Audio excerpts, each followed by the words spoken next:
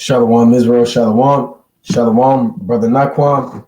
Watchman for Israel coming back at you with these precepts and another cold cut, giving, of course, all honor and all glory to Yahweh by Shema Mashiach Malak Yahushua. Double honors to the elect elders of the house of David that's been in this truth for decades and decades, patiently waiting for the second coming of Yahushua.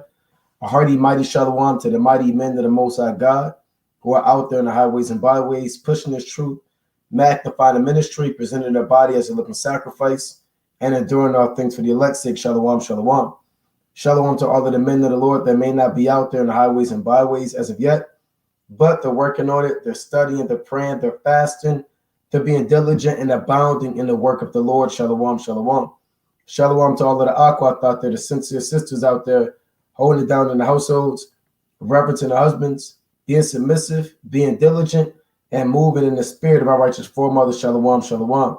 Shalom to everybody tuning in live. Man of War 144, Urban Brood, Judah Manya, Mel Ray, Nahum Yasha'Allah, Shalom, Line of Judah, Hebrew Zell, L. Emily Jones, Mina Israel, right? And everybody else tuning in and that will tune in, most I willing. This WFI late nights. We just wrapped up camp maybe about an hour and a half ago. And we right back at it, man. WFI late nights. If you're not doing this, it's like if you don't do this, you are off. Right? If you don't do this, you are off. This is not going to be an extremely long cold cut. It's going to get straight to the point. If you are not doing this, you are off. And I want to pull this precept first and foremost. Right? If you are not doing this, Salaki, bear with me. This is what I want. Make sure my screen is showing. So Salaki. All right, let's go to the book of Galatians, right? Chapter 6. If you're not doing this, you're completely going off. You may ask, well, what is it? Right, well, we going into it. I'm not going to beat around the bush. We're going to get right into it. Let's go to Galatians chapter 6 and verse 1. Right? It reads, brethren, if a man be overtaken in a fault, yea, which are spiritual, restore such a one in the spirit of meekness, considering thyself, lest thou also be tempted. Bear ye one another burdens, and so fulfill the law for Mashiach. So if you're not checking on your brother, bearing your brother burdens, you are going off. You understand? If a brother is dealing with a particular spirit, if a sister, your wife, your children, anybody but you of your nation, if they've been overtaken in a fault is a sin. Let's say a brother, he regressed and went back to the old man and started smoking weed. Let's say a sister, this is marriages, this is amongst households, families, brothers and congregations, camps, without camps. It deals with the fact of your nation. This truth is about building up your nation. It's not always about you, man. You have to know how to deal with situations that may befall you in a family structure, or like I said, in the environment where you have a body of men or a body of sisters and people get overtaken with faults. Everybody's going to get overtaken with a fault. Let me get that Ecclesiastes 7. There's no man that's Yahushua. There's no man that doesn't go off. There's not one man that doesn't sin. Right? This is Ecclesiastes chapter 7 and 20. Right? Salakia, bear with me. And I want to get this precept in Ecclesiasticus as well. The 8th chapter. Right? This is Sirach chapter 7. Salakia, Ecclesiastes chapter 7 and verse 20. But there is not a just man upon earth that doeth good and sinneth not. So the Lord said there's not a man that's Yahushua. Every brother sins. Every sister sins. Not you say, well, I've never sinned. I don't do that. I'm holy. Well, you're going off. That's what Christianity teaches. You understand? That holier than thou spirit. Hey, we all go off, man.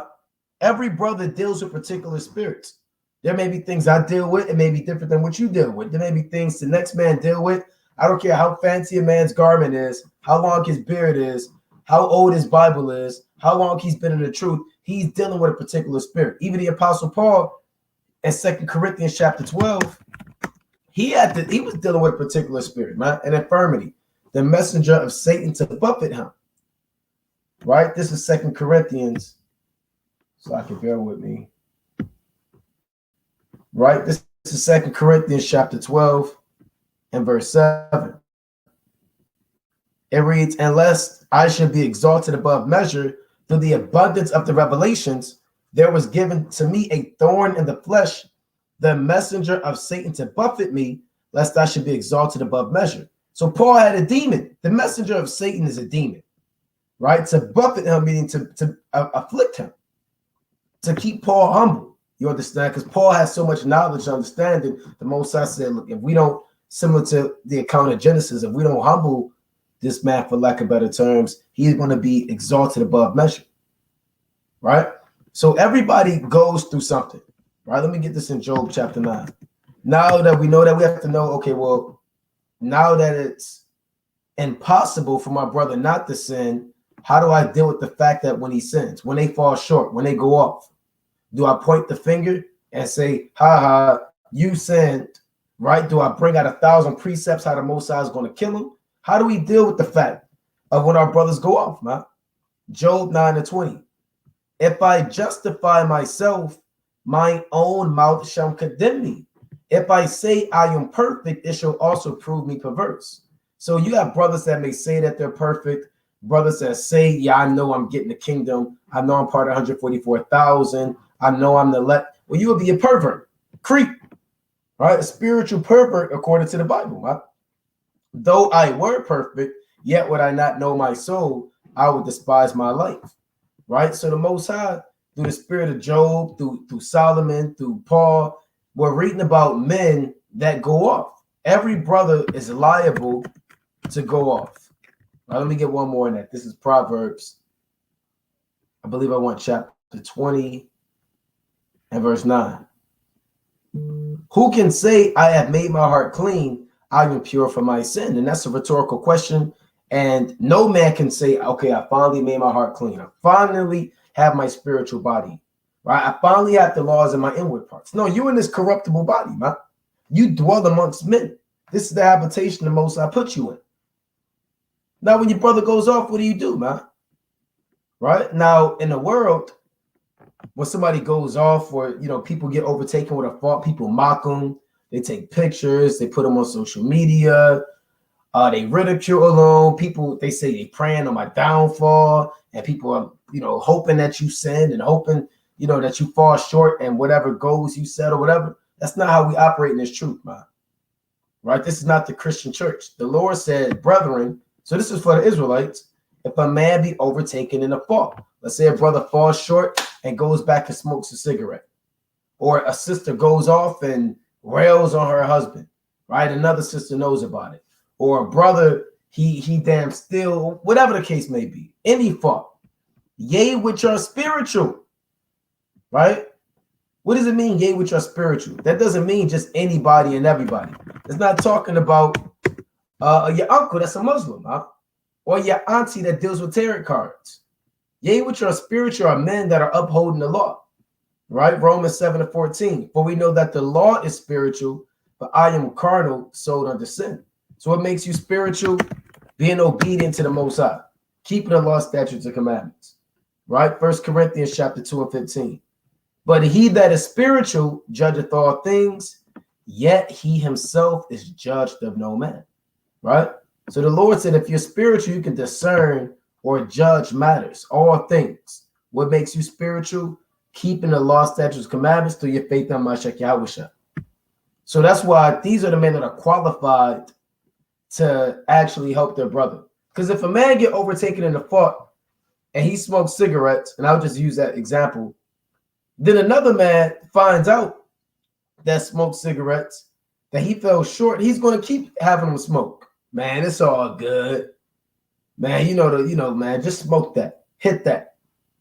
So those guys who commit those same sins, they're not qualified to restore their brother or bear their brother's burdens because they're helping their brother sin. I mean, it's absolutely, that's like confessing your fault. You're dealing with them, the spirit of lust, You're confessing it to a brother who's literally watching pornography, and you're confessing your fault to him while he's clicking his nasty, sticky keyboard, hitting that enter button, and you're confessing your fault to him. Why he's freaking off, man? Everybody's not qualified to restore or to bear each other's burdens. That's like everybody can't. It's like driving down an 8-hour drive. Everybody's not qualified to drive. You have to have a license. Okay, you have to have a clean driving record. All right, you can't fall asleep. You can't just be the guy. Okay, I'll help out driving. And the guy never drove before. He can't see out of one eye, and he has no feet. Like a weirdo, man. Hey, guess what? Yeah, you can't help out. So everybody, they're not qualified to restore their brothers when they're falling short, especially if they're moving in the spirit of hypocrisy, right? So that's why the Lord has a qualification about men that can actually help their brothers out, right? Yea, which are spiritual. Restore such an one, and the spirit of meekness, considering thyself, lest thou also be tempted. So you have to restore your brother. When you restore something is beat down, worn out, you take it through a refining, cleaning process, and you bring it back new again. That Greek word for new is kainos, right? Like when you read, I think that's Revelation, the 3rd chapter. Let me get this precept. So the word restore, it literally means to make new again, right? This is Revelation chapter 3 and verse 12, right? Him that overcometh, will I make a pillar and a temple of my God, and he shall go no more out. And I will write upon him the name of my God, and the name, all right, and the name of the city of my God, which is New Jerusalem, which cometh down out of heaven from my God, and I will write upon him my new name. Now you go to this word new, it's the same thing as restore, right? Like the Lord said, I saw a new heaven and a new earth, right? Doesn't mean there's going to be an actual new earth, right? And the Most High is going to make a new heaven, just means a refresh. So here's that Greek word kainos. Strong's G 2537, kainos. Kainos. Right? It says new as respects of, recently made, fresh, recent, a new kind, unused, unworn, as respects of substance, of a new kind, unprecedented, uncommon, unheard of. So it really means refresh when you go into it, right? Start it over. When you go into Galatians 6, right? Restore, right? Let's go into that word in the Greek, right? Yea, which are spiritual, restore such a one, right? We know what the word restore means. People have old furniture, old shoes, worn out floors, and people come and restore it. 2675, katartizo. Katartizo. Look at this. To mend what has been broken or rent, repair, right? To strengthen, perfect, complete, make one what he ought to be. So it's really a repairing, right? To fit out, equip, put in order, arrange, adjust, to fit or frame for oneself, prepare, to fit, frame, or mend. So that when the Lord said restore such a one, he literally means repair that brother.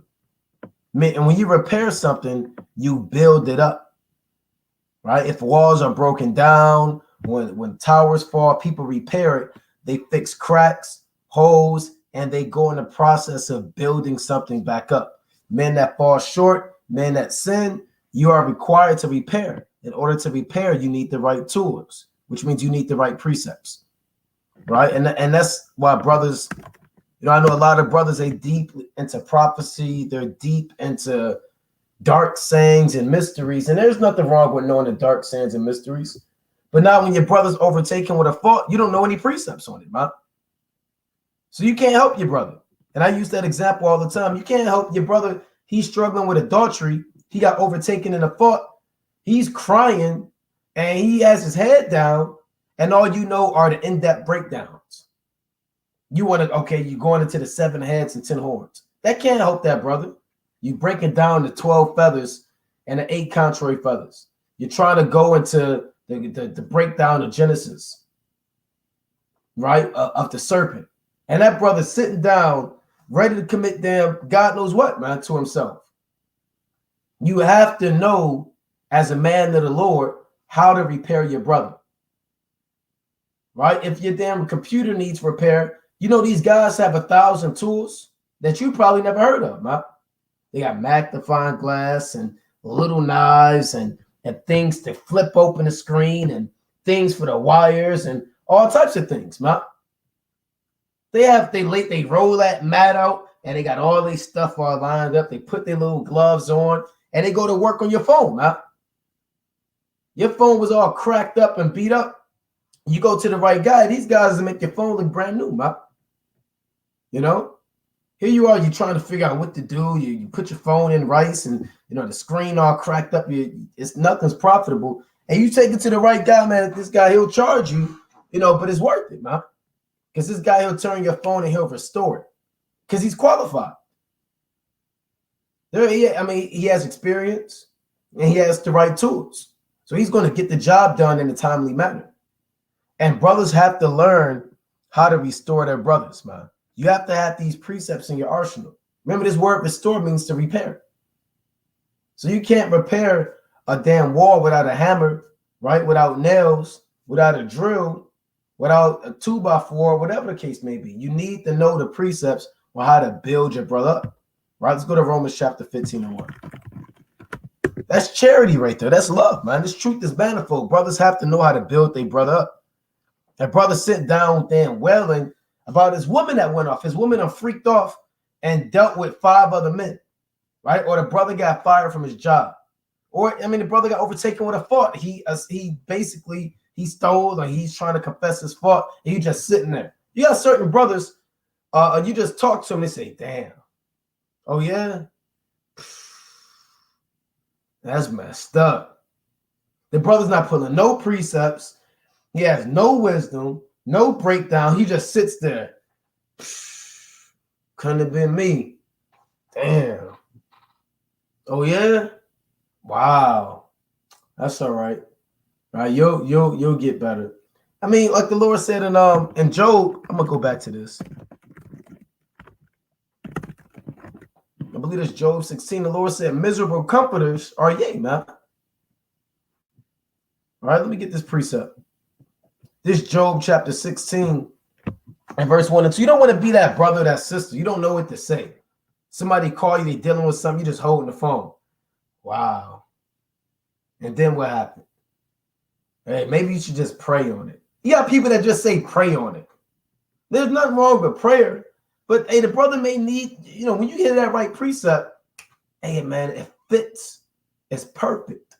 The Lord said a word spoken in due season, how good is it? In Proverbs chapter 15:23. The Lord said the heart of the righteous study the answer in Proverbs 15:28. Right? This is Job chapter 16. Hey, man, you comfort a brother and you pull his right precepts right on time, some of the precepts in the cut, that'll make that brother go from here to here compared to you just saying, all right, what happened? Or you're wicked. That's what happened. You're just a wicked man. I knew you were wicked. Hey, man, you'll be beating that brother down, man. The Lord said, restore that brother in meekness. You're just so evil. I knew you was wicked, and the Most High is going to kill you. Here the brother feels bad. The brother, he smoked the cigarette. He went off. He didn't want to do it. The flesh got over. He was around the wrong crowd. He'd been in the truth 3 months. He's still finding his way in this thing. And here you are. Oh, you're so wicked. God hates you. Right? Let me go to Romans 9:13. See, you're Esau right now. Then you go to it as it is written, Jacob have I loved, and Esau. See, you're a spiritual Edomite. Esau have I hated. God hates you right now. You wicked nigga. Hey, the Lord isn't dealing with you, man. Then the Lord, see, if you try to get on your brother like that, the Most High is going to take that same demon that your brother's dealing with. He's going to put that demon on you. He's going to put that spirit on you. Now you're dealing with cigarettes, and far worse things. Job chapter 16:1. Then Job answered and said, I have heard many such things. Miserable comforters are ye all. And you don't want to be a miserable comforter. A miserable comforter is a brother who don't know any precepts, to restore or repair. He just walks around with a jackhammer all day. Not everything requires a jackhammer. When you have a hole in a wall, you can't take a jackhammer and fix that.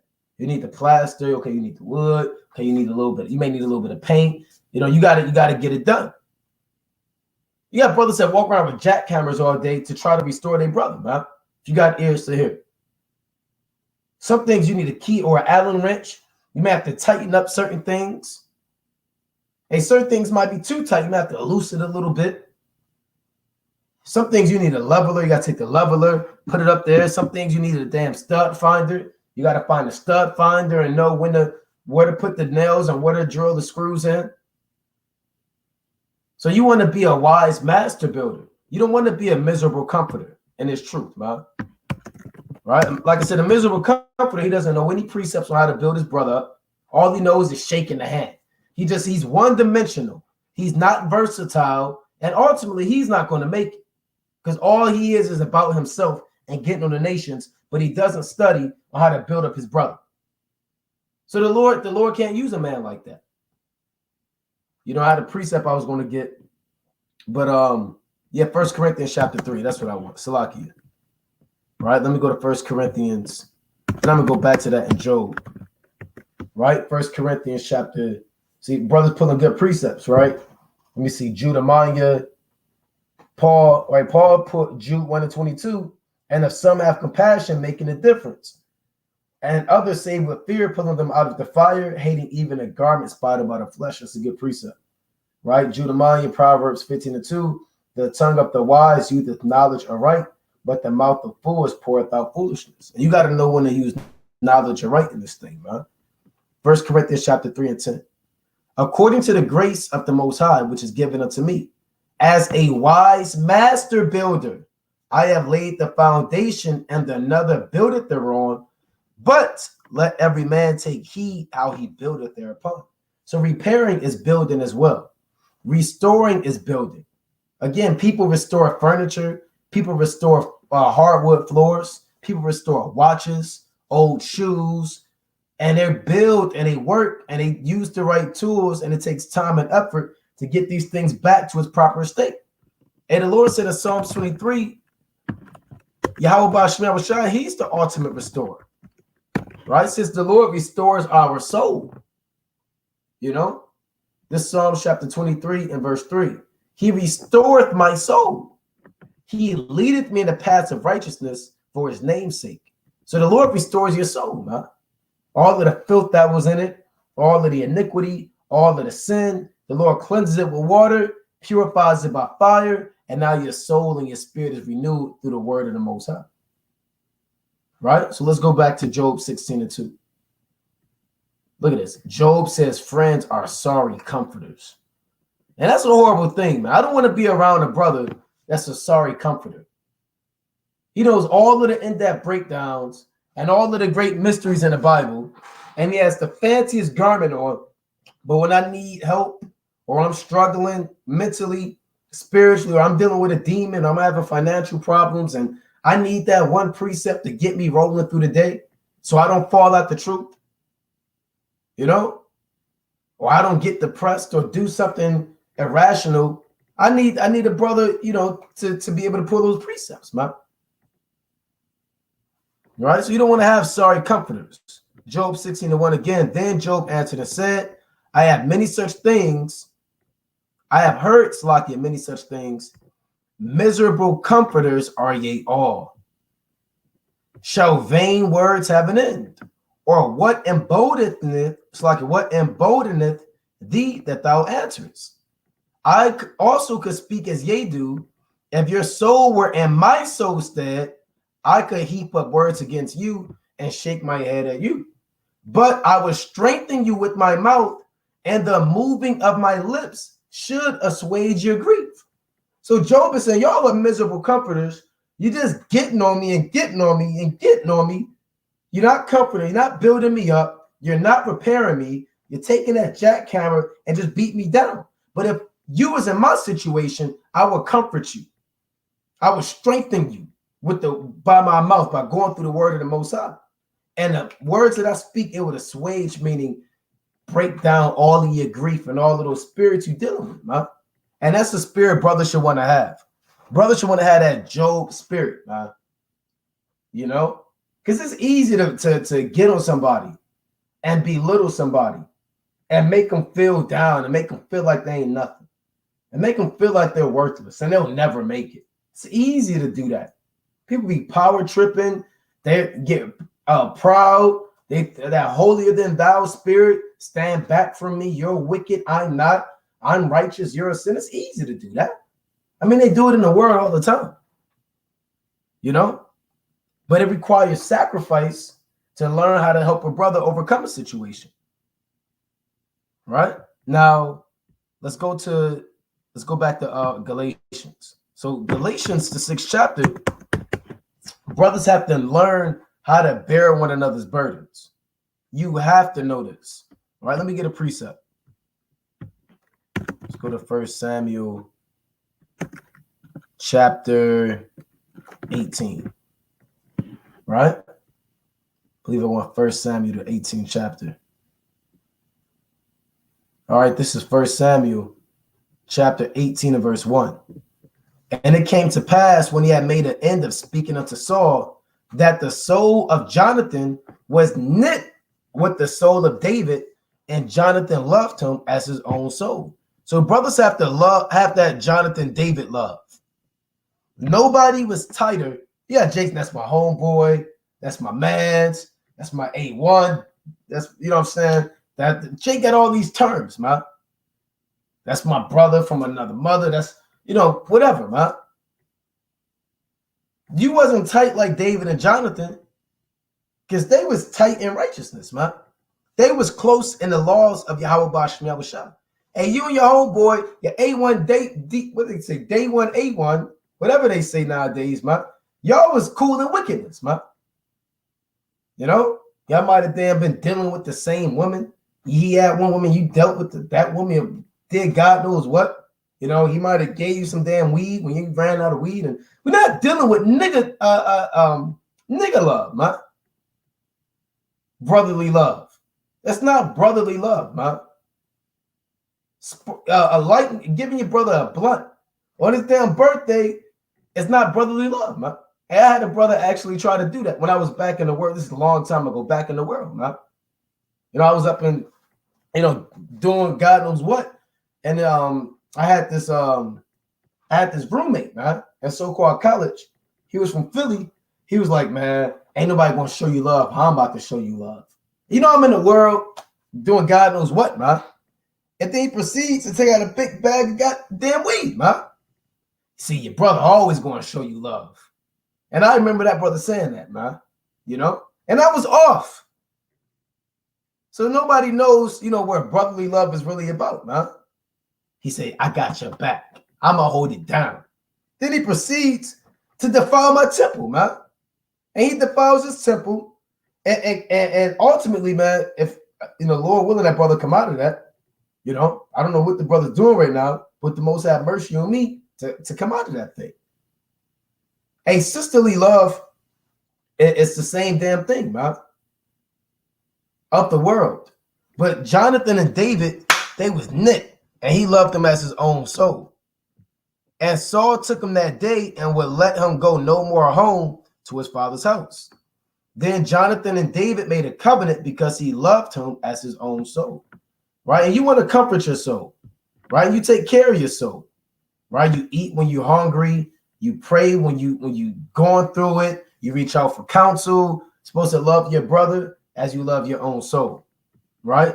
Now you got to ask, are you really loving your brothers as you love your own soul? Or are you just doing you? You got a lot of brothers, I'm just doing me in my own lane. I got to get it. All right? Then you got to love your brother as your own soul, man. And did your brother read today? Yeah, we know you read today, brother. You're on fire. But is your brother on fire? Okay, brother, yes, you prayed. All right, but did your brother pray? Yeah, brother, you feeling mighty and zealous. Okay, all praise to the Most High. But how is your brother feeling today, bro? How is your sister feeling? Yeah, you're enduring, But you know what I'm saying? How's your brother? Is he enduring? Because it looked like he's about to fall out. But you would never know because you don't check on him. Because you don't love him as your own soul. You just in this thing. I mean, just to be in this thing, man. And you just like the concept of saying, I feel mighty in the spirit. I feel on fire. I feel zealous. First of all, every day you're not zealous, brother. Stop playing yourself. And every day you're not on fire, brother. You're just trying to figure out, should you click on that nasty link or not? But yet you on fire. You're supposed to love your brother as your own soul. That goes into checking on them, calling on them, hey, texting them, hey, pulling up on them. Hey, WFI, we'll pull up on you, man. We'll drive to your crib and beat at the door and say, what the hell is going on, man? We'll drive hours, man. Like I said, certain brothers, man, they so tight. One brother got a tracker on another brother's phone because his brother, he likes to drift off. You know, he won't come around. He'll be around for about 4 weeks or so. Then he'll be gone the 5th week, and then he'll be going the 6th week. Then he may come back. So the brother put a damn app on his phone or whatever you could damn find out. I don't know how it works. He knows where the brother be at. Then he pulls up on the brother and say, why are you here, man? And the brother let him. It's not like he broke in the brother's phone and hacked it. The brother let him do that because then the brother know he's off. He knows he struggles. So he said, okay, look, I'm going to give you my location all the time. Whatever it is, you look, if I'm dealing with something, please help me. So the brother, he laid that burden out. Huh? So this is, I'm going to read that again. 1 Samuel 18:3. Then Jonathan and David made a covenant because he loved him as his own soul. And Jonathan stripped himself of the robe that was upon him and gave it to David and his garments, even to his sword and to his bow and to his girdle. He gave him his sword, his bow, his girdle, his garment, gave him everything. Is a brother willing to do this now? Brothers ain't doing that, man. Would you literally strip down to your damn boxers if you had to?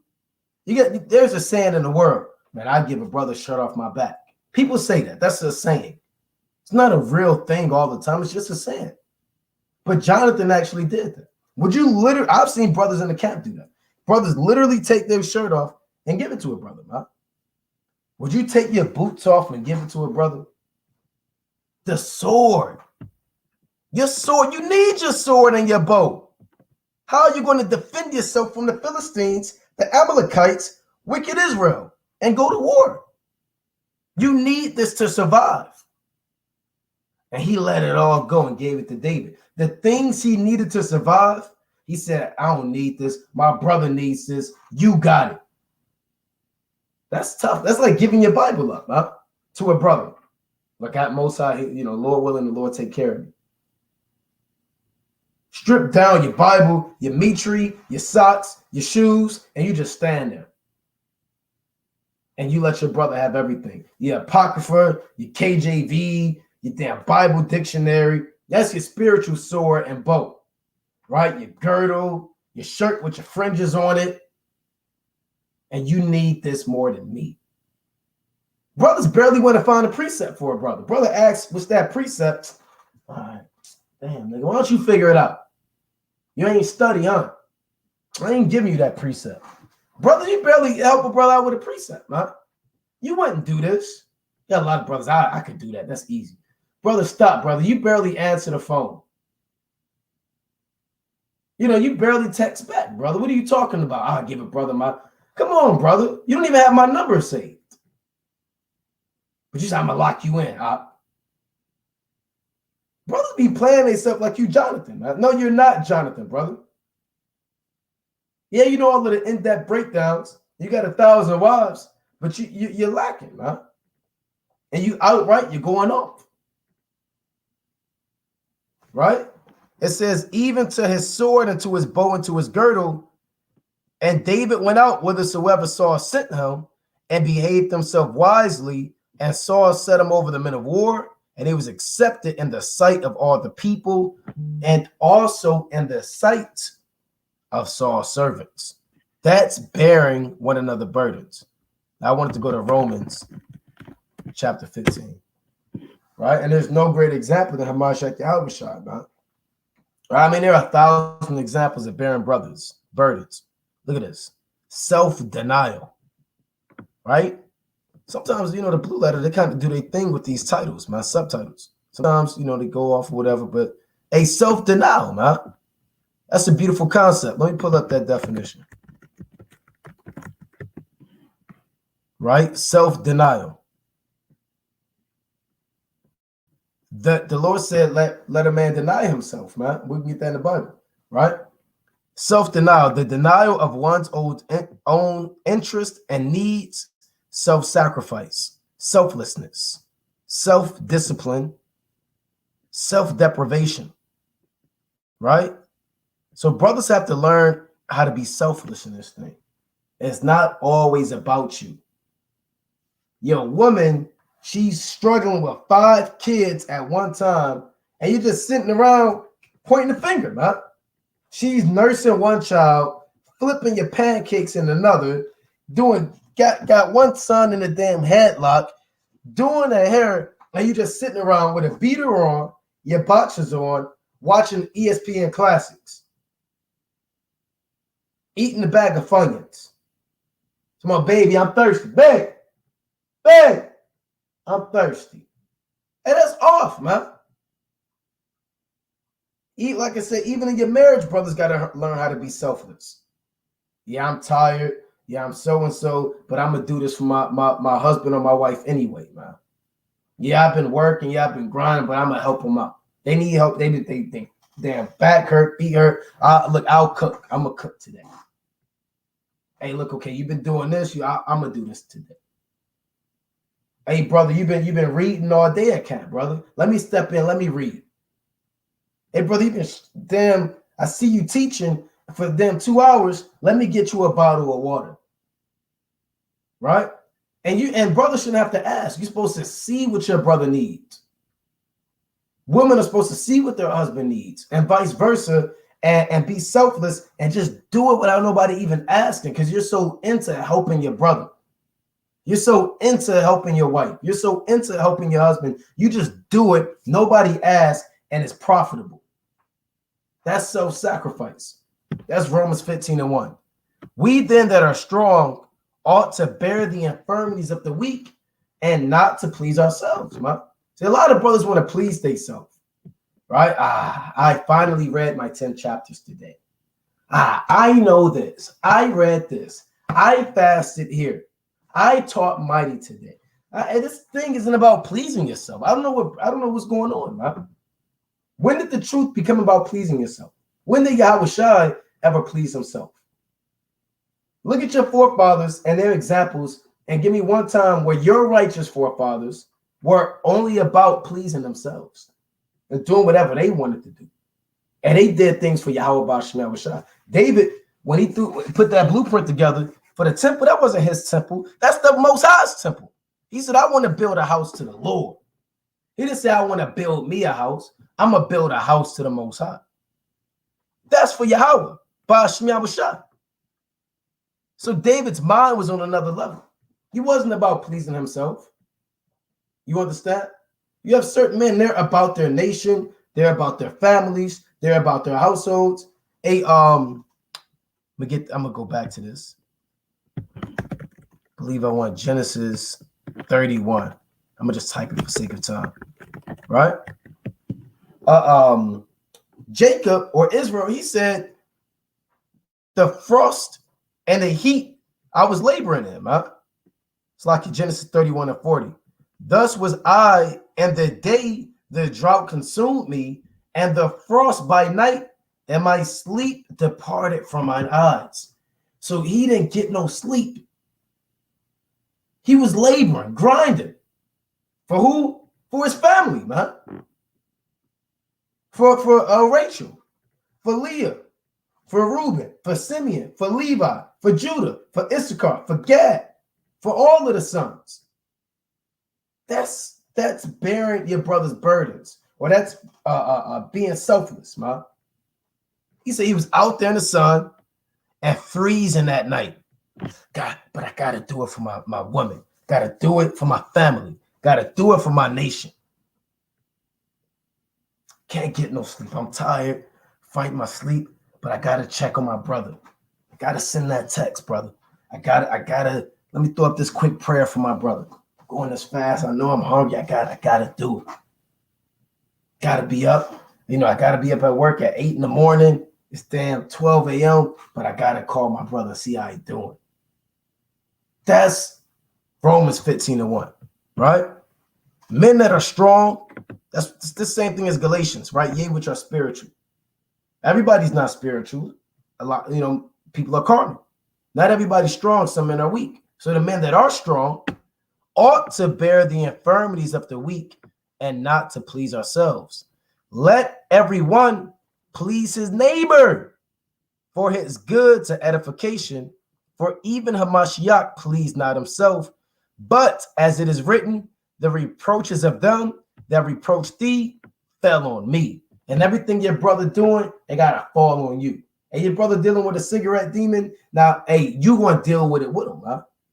Hey, your woman, she's dealing with a slothful spirit. Now you gotta take that. It's supposed to fall on you. He's supposed to bear that on your back and help them lift that. Some people can't carry that, man. Everybody can't lift the same thing. People squat in sports, football, wrestling. Everybody can't squat the same weight. Some men can squat 200 pounds, some men 100. And these guys that go to the gym, they bear each other's burdens more than brothers in the truth. You got people, let me spot you. Right there at the gym, the guys down bench pressing, damn 300 pounds. Guys that he never met before at the gym, they'll come and make sure that the damn the bar don't fall on the brother's damn neck, man. I got you. They'll take their AirPods on. They go out there and they help that guy. And that guy, you got it. And they'll motivate that guy. These guys at the gym you would think they know each other, man. I don't go to the gym, but I hear things, man. I see things. You would think they know each other. Right? You got it. One more. Then they getting all amped up. Some people stop what they're doing and they watch one guy down. If he's about to do like a 500 pound, they'll circle up, man. As if this is like a club. They'll circle up and watch this guy. You got it. And then you have a damn round of applause, man. So these guys in the world who don't know each other, they'll help out each other more than Jake and the truth that know that they're Israel, man. I've seen it. So the reproaches, and you got sisters that do that stuff, man, and wickedness, right? They go to the club together, right? They out there and at the nightclub doing God, they compliment each other. All right, girl, let me hold your drink. And the other girl do God knows what on the tape. She gets up on top of the bar. Hey, I'm gonna hold your drink. They bear each other burdens, right? Oh, girl, you saw me try to put something in your drink, right? Come to the bathroom with me. Oh, I'm gonna go to the bathroom. I ain't leaving her. They fighting in the damn gas station together. They say and they get up and they get out that back seat and they start fighting damn Keisha in the gas station, right? Grabbing her hair, doing this. They do niggatry and hood, right? Madness in the world, right? But Jake, you can't do it in the truth. Eve, you can't do it in the truth. And that's off. So if you're not good, you need to check your spirit if that's you, man. And if you do that, all praise to the Most High. Now we got to go harder at it. Let me read that again. Romans chapter 15:3. For even Hamashiach pleased not himself, but as it is written, the reproaches of them that reproach thee fell on me. Right? Now let's go back to Galatians chapter 6. Right? Galatians, the 6th chapter. Right? Yeah, Barzillai Judah, man. This is madness, right? Hype, man. The brother said Jake do that and Folly in the club, have Eve dancing on him, and Jake homeboy holding him up. Yeah. I mean, that's absolute madness. Jake, you bear the most carnal burdens, of all time. You're sitting up there trying to light a blunt. Another man takes his hands and blocks the wind, right? He turns his shoulder in the middle of a hurricane, blocks his hands over the damn flame so you can damn get high, man. You do the worst of bearing each other burdens so both of y'all could be wicked. I've seen it all, man. We came out the world. We've seen the things that Jake do in the world, man. You know? But that same Jake, you put more so-called strength and effort into that in the world than you do for this truth, man. Right? Galatians chapter 6 and 1 again, man. This is a powerful verse. Brethren, if a man be overtaken in a fault, yea, which are spiritual, restore, meaning repair with the right tools and a timely manner, because nobody wants, you ask for them to repair your floor and they take 4 years to do it. And to try to figure out what's going on, right? So you want to get that thing done, but you want to do it in the right spirit. Restore such a one in the spirit of meekness, considering thyself, lest thou also be tempted. So you want to do it in a meek manner, So your brother got overtaken with a fault. The Lord said, I made myself all to all men, right? So let me get this in 1 Corinthians chapter 9. Right? This is 1 Corinthians, and brothers are putting good precepts. Right? 1 Corinthians chapter 9, and I want verse 19. For though I be free from all men, yet have I made myself servant unto all, that I might gain the more. And unto the Jews I became as a Jew, that I might gain the Jews. To them that are under the law, as under the law, that I might gain them that are under the law. So Paul knew he had a good rapport with all Israel, except the wicked ones who conspired against him. So when he was dealing with a Jew, he spoke the Hebrew with him, spoke about the law, spoke about the Torah, high holy days, and he can relate to all people that he might gain them, meaning not him personally gain them, but bring them to Mashiach Yahushua, that he may win souls. To them that are under the law, he dealt with men who dealt with animal sacrifice. He dealt with men who really didn't believe in Yahushua, and he kind of got down on their level in terms of building a rapport, communicating with them, right? And understanding where their mind was and put himself in their shoes so he can win them and bring them to Yahushua. To them that are without law, as without law, being not without law to the Most High, but under the law to Mashiach, that I might gain them that are without law. To the weak became I as weak, that I might gain the weak. I am made all things to all men, that I might by all means save some. And this I do for the gospel's sake, that I might be partaker thereof with you. So to the weak became I as weak. A lot of brothers to the weak, they pray on that. All right, because they know they're weak, like a bully. I say a lot of people that bully people, they're insecure. They're secretly dealing with particular things and they don't want to confess it. So they bully people. They take out their anger. Maybe they're getting beat up at home. Maybe their dad bullies them. Maybe they got a stepdad who's doing God knows what to them and he take it out on the damn kids or God knows what, right? Some people become a bully to the weak. Oh, brother, what you mean you smoked a cigarette? Boy, I knew you was off, man. 2/3. Here come the 2/3. That's off, man. Hey, to the weak, you become weak. And brothers say, look, I'm dealing with these cigarettes. Damn, that's tough to hear. Let me get this precept. I know what you're dealing with, King. I just was dealing with this sin last week, man. I know how it is, man. You'll get right. Let me get you this precept here. Let me go to the book of Galatians. All right. You got your Bible on you. Here. Let me get. That's how you restore such a one. Not a brother confesses fault.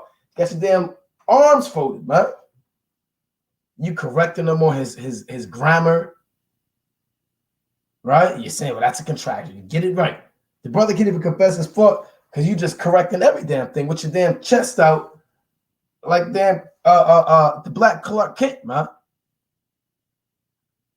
So to the weak became I as weak, that I might gain the weak. So your job isn't to beat down the weak and destroy them. Your job is to gain the weak. Right? Meaning when these men that even when they're dealing with particular infirmities or particular sins or demons, your job is to gain them,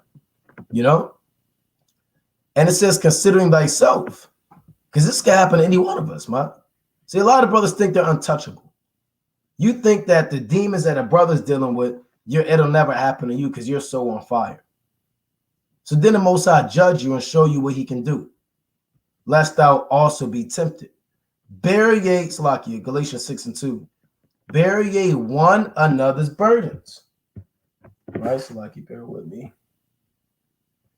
Bear ye one another's burdens and so fulfill the law of Hamashiach.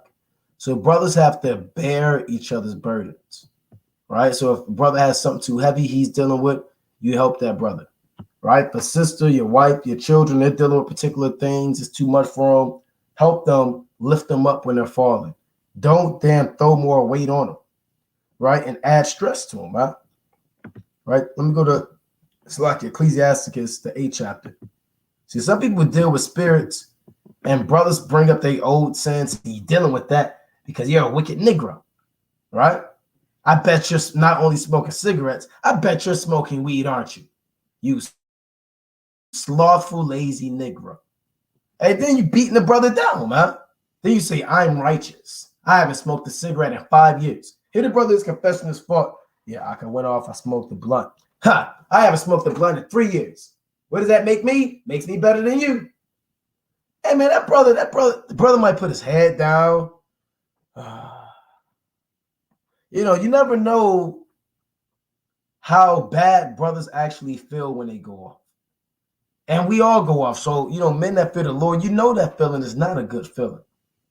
When you go off, or you fall short, or you sin against your maker, it's not a good feeling, man. And to beat your brother up in terms of, you know, that holier than thou spirit is off, man.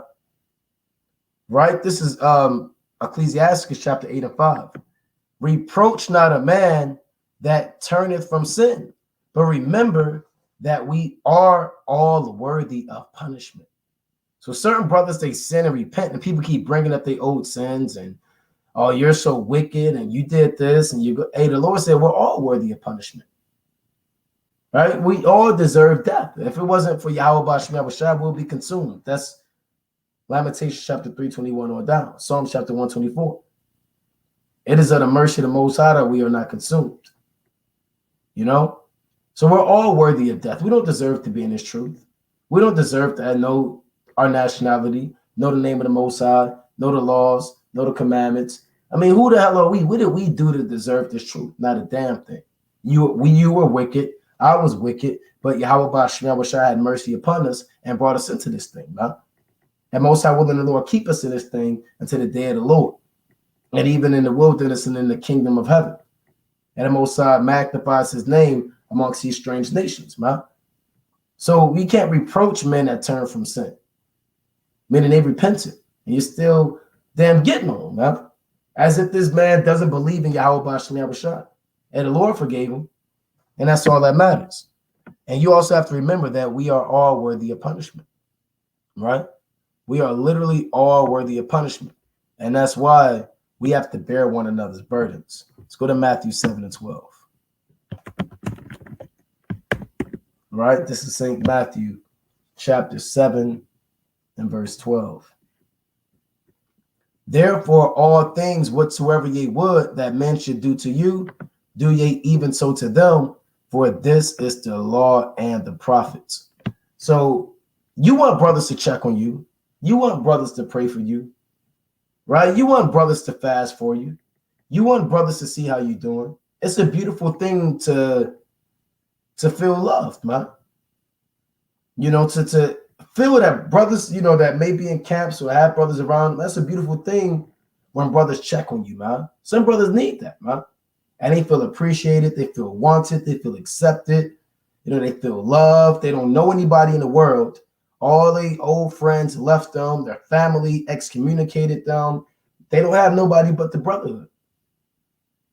You know, and they love the feeling of being loved and accepted, man. And having brothers that they can be themselves around, or sisters, same thing, man. You know, your mother disowned you, right? Your homegirls, they turned their back against you. They're asking why you're putting dresses on, why you had that thing on your head. And then you have sisters that accept you and help you, man. And you want that. So what do you have to do? You have to do to them.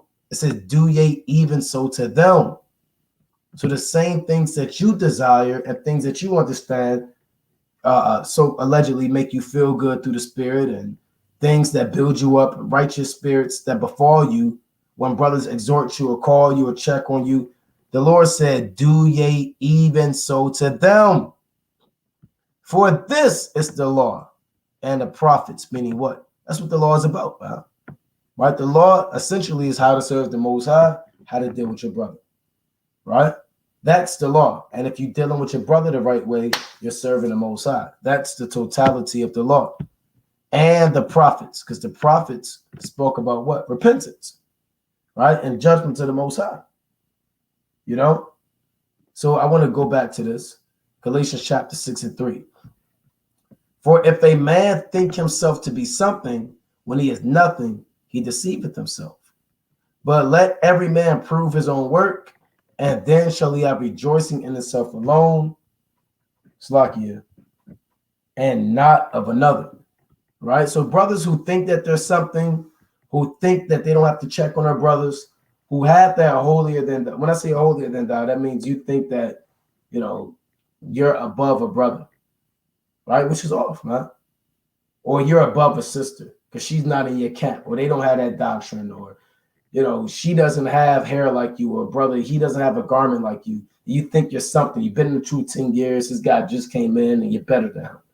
The Lord said, for if a man think himself to be something when he is nothing, he deceiveth himself. Let's go to Philippians chapter 2. Right? So you're playing yourself. Philippians 2:2. I'm going to start at 1. If there be therefore any consolation of Hamashiach, if any comfort of love, if any fellowship in the spirit of the spirit, Salakia, if any bowels and mercies, fulfill ye my joy, that ye be like-minded, having the same love, being of one accord, of one mind. Let nothing be done through strife or vainglory, but in lowliness of mind, let each esteem other better than themselves. What does the word esteem mean? The Lord said, in lowliness of mind, let each esteem. Let's go into this word esteem.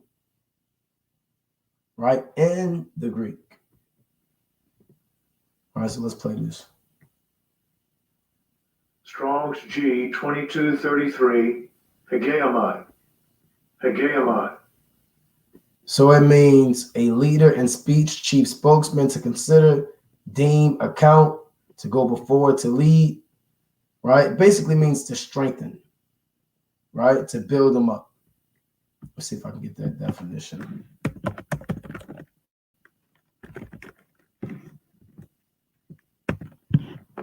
Right? So esteem, admiration, high regard, estimation. Salakia.